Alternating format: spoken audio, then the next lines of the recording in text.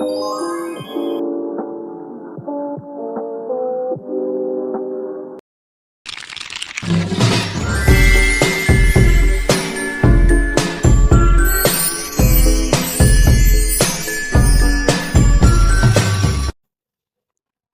Sri Rahayu Saputri dengan NIM 22042062.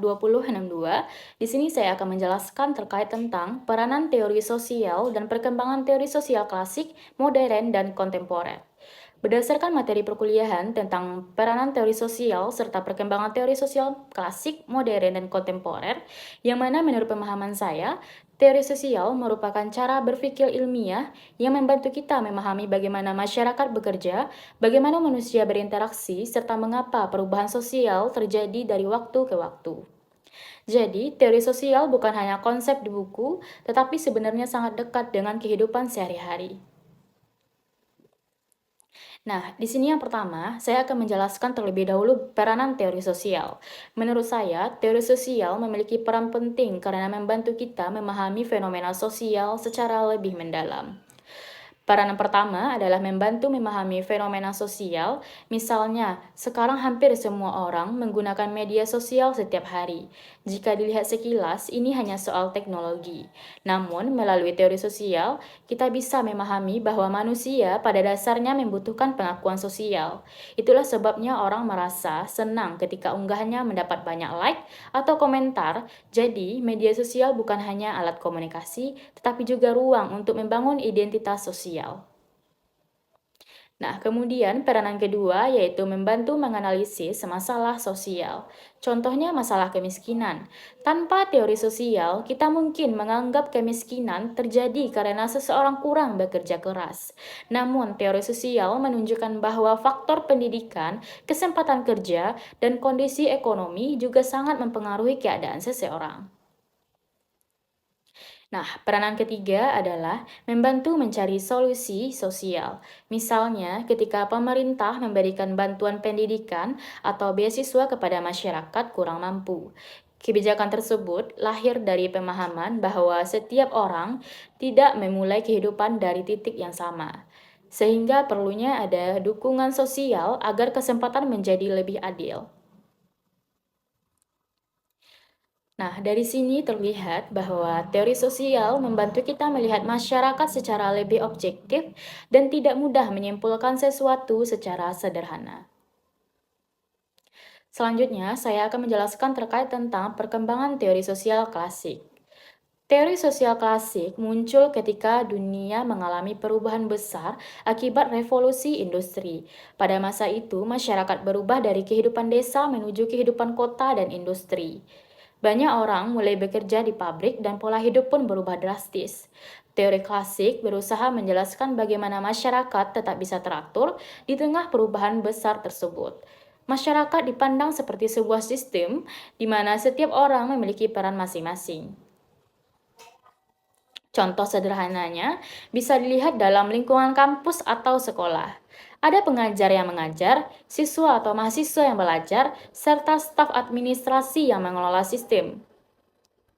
Semua memiliki fungsi berbeda tetapi saling melengkapi agar kegiatan berjalan dengan baik.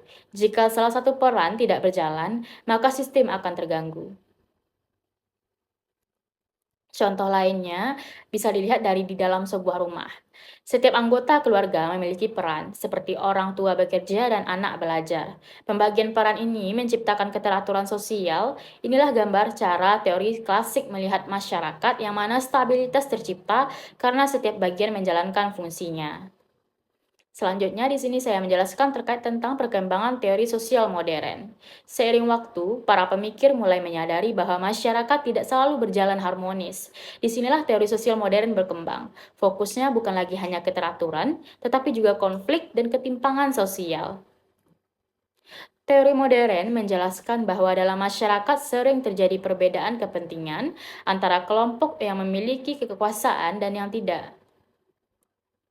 Contohnya dapat dilihat pada dunia kerja, ada pekerja yang bekerja keras setiap hari tetapi pendapatannya masih terbatas.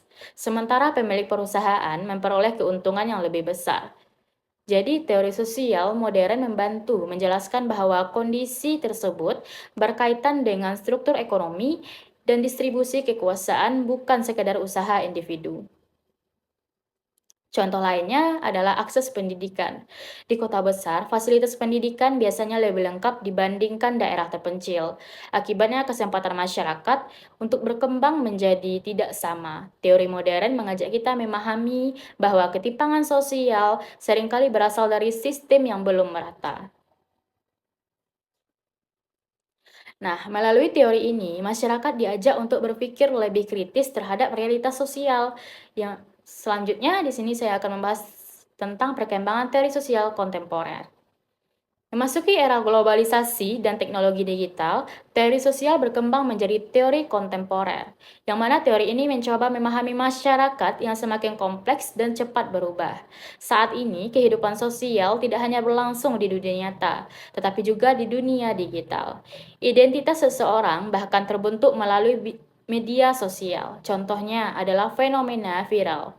Sebuah video sederhana bisa membuat seseorang tiba-tiba terkenal dalam semalam. Banyak orang kemudian membentuk opini hanya berdasarkan informasi yang beredar tanpa memeriksa kebenarannya.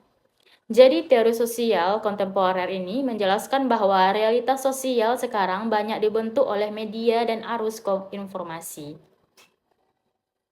Contoh lainnya bisa dilihat dari budaya influencer. Banyak orang membeli produk bukan karena kebutuhan, tetapi karena rekomendasi dari figur di media sosial. Ini menunjukkan bahwa pengaruh sosial kini tidak hanya datang dari institusi resmi, tetapi juga dari individu di ruang digital. Jadi, teori kontemporer membantu memahami bahwa masyarakat modern dipengaruhi oleh teknologi simbol dan informasi global. Nah, berdasarkan dari pembahasan saya tadi, dapat dipahami bahwa perkembangan teori sosial menunjukkan perubahan cara manusia memahami masyarakat.